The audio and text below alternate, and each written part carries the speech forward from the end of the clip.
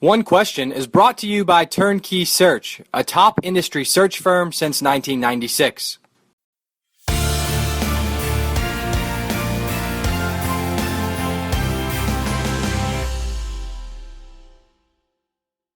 You mentioned basketball. Was having two searches, and I don't remember the exact dates, but did they overlap a touch this past off season when you made both of those hires, or were they a bit separate? They were separate by about a week. I mean, we finished men's basketball before we started women's basketball, but there wasn't a lot of space in there, and that kept us busy. I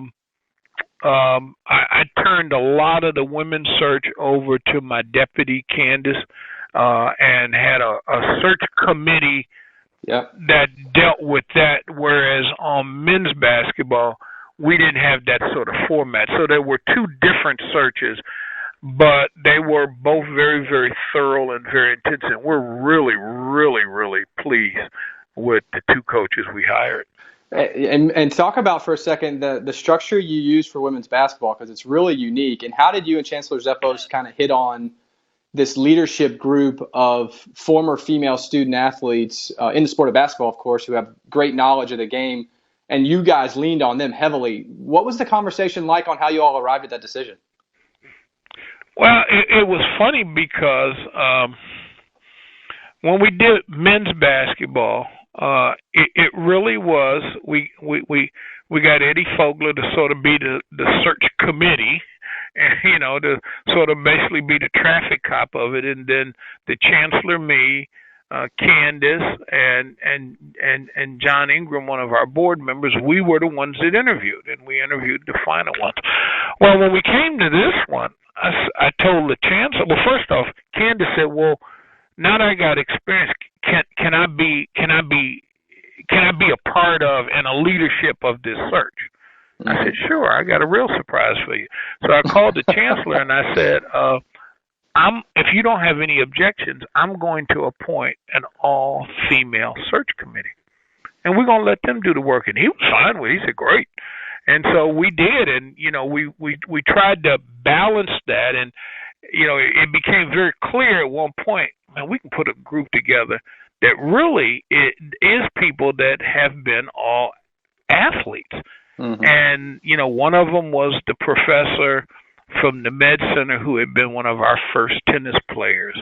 One of them was the dean of the Divinity School who had played basketball at the University of Chicago. Then we had three of our former players. We had another woman who had played, who runs one of our buildings, and then we had a lady, a woman who played for us who works downtown. And we really did turn it over to them. And the thing that I was so impressed with, they took this thing so serious. I mean, they dropped stuff. And I would come in on a Saturday, and they had come in here at 8 o'clock in the morning. They're sitting in the room. They got all sorts of papers. I mean, they really were like, we're going to get you the best. And as things had high points and low points, they kept at it. One of them had a vacation scheduled in there. She had to take the family on vacation, but she called in every day. Mm-hmm. And the vacation was not in Cleveland. The vacation was overseas. Wow. And so they took it real serious, and they fought through a lot of different stuff. And, one of the real things, I'll tell you this, one of the things that was real interesting is Stephanie, who we ended up hiring, was at the top of their list throughout the thing. But the problem was the timing. Yeah. She didn't want to leave the Fever. And at first it was like, well, do you really want to be our coach? But then we thought about it and said, that's a level of integrity that you just don't see. All right, can we support that? Well, we got to have a coach. When the committee is the one that put together the concept of Stephanie and Carol Peck. And I remember when they came to me and I said, you think that'll work? And I was like, man, I don't know. Can you do that? Can we try it? Absolutely. Okay, they went and they pulled it off. Yeah, very interesting. In that press conference and in a number of press conferences that I've watched you in, and I'm sure others around the industry have as well, you don't use like any notes whatsoever when you get up to the podium to make comments. Is that a skill you developed over the course of your career, or is that pretty natural to you because of your law background? I mean, that seems to be pretty unique in our industry. What's that about? I think it's two things. One is I really do try to talk from a point of what I really feel. And I think most people will realize I'm not going to try to tell you something that's not true. So I try to be very, very truthful. If I can't be truthful with you, I will tell you I just can't answer that. But there's an experience I had way back in high school. I took a speech class, and they gave me all the things, here's your notes, blah, blah, blah, blah, blah. And I think I was so uncomfortable that I think actually I would get up, and I was literally reading the speech. Mm-hmm. And I didn't do real well in the class. And so I had, in my family, if you didn't do real well in the class, you had to take the class over. So I had to take speech over in the summer, doing summer school. And I did it, and once again, I followed the sort of thing. Did a little better, but not comfortable, whatnot. So I end up in college, and I end up in speech. Well, okay, the third time you should get this right, fool. And so I'm in there, and I know this is not going to sound good, but I totally forgot the day I was supposed to give my speech.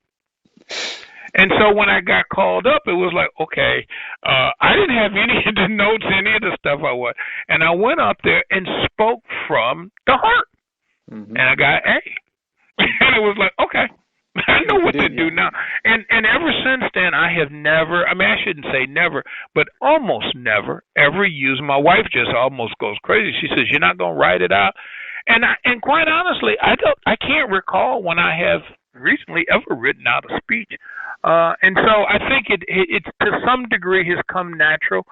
It comes from that experience. It comes from hopefully speaking from the heart. But yes, I would say some of the law training. Now, it's not that I don't think about what the purpose of what I want to talk about is, but yeah, and I think some of it is the law training that you sort of learn how to do that. But people ask me that all of the time, and I guess for me, I'm not trying to tell somebody what it is that they want to hear or should hear. I'm just trying to be truthful. Yeah, interesting. So we talked about this a little bit before we started recording, and you are still teaching a sport law class. So do you believe for aspiring administrators, either yet to get into the industry or already in college athletics, is having a JD even more valuable in today's construct of leadership in college athletics than, say, 20 years ago? Yes. And I would say to you, people ask me all of the time, what sort of academic training do I have? And I would say, if let's say, should I go get a master's in sports management, an MBA, or a JD? And I would say to them, in that discussion, you want to get the one that's going to help you the most in this business, but also be the most transferable. And personally, and I have, the MBA and the JD, I think it's the JD. Now, having said that, I do believe you don't have to go that far, because there are a lot more programs now where you can get the equivalent of 1 year of law school. You can get a master's of legal study. I think that's helpful. But as you know, a lot of the stuff that we come up with is both business related and legal related. And so having an understanding of that and how that world works and how to read those things is absolutely a positive. Right. One more, and you also told me about how your wife claims you have world-class coffee making skills, which you believe is more so of an effort just to get you to make the coffee every morning. But I actually want to ask about the opposite end of your day. Do you have a pretty standard, at least when you're in town, which I know you're traveling quite a bit, but do you have a pretty standard evening or nighttime routine, a piece of which prepares you for the next day? Yeah, I think for the most part, I try, even though I'm going to constantly take my bag home, I really do try to stay at work long enough that I can get most of that done. Because what I do find out is when I go home, and I think part of this is as my kids were growing up, you really do have to give some time to other things. You got to, in that case, I needed to give time to the kids. But as they got older, and my youngest now is a senior in college, I get to a point that I need to give some time to myself. And so I really do try, by the time I get home in the evening, I'm doing little to none of this. Now, sometimes that changes by stuff that happens. You get the phone call, or there's something that you really just have to work on it. But for the most part, and like I think last night I got home at 8 o'clock, and the night before 8 o'clock, I'm going to go home and I'm going to eat dinner and I'm going to watch a couple hours of TV. That's generally what I'm going to do. Now, on the weekends, that may be a little different than working at home. But during the week, I'm going to try to get as much done here before I go home, so that the time at home can have a more relaxing. Now, I might be thinking about stuff and I might be jotting stuff down. But for the most part, I'm trying to figure out what's on Tuesday night or what's on Wednesday night, and recently has been watching, I watch both the Republican and Democrat convention, and then watching a lot of CNN and Fox and stuff like that. So it's been a lot of that, but I have my favorite sitcoms that I'll turn on to. So. And that's today's One Question, brought to you by Turnkey Search, a top industry search firm since 1996. One Question is designed to give D1 Ticker subscribers valuable insights on how executive leaders in college athletics think about key issues on their respective campuses, in their departments, or within their leagues and conferences. One Question is brought to you by Turnkey Search, a top industry search firm since 1996.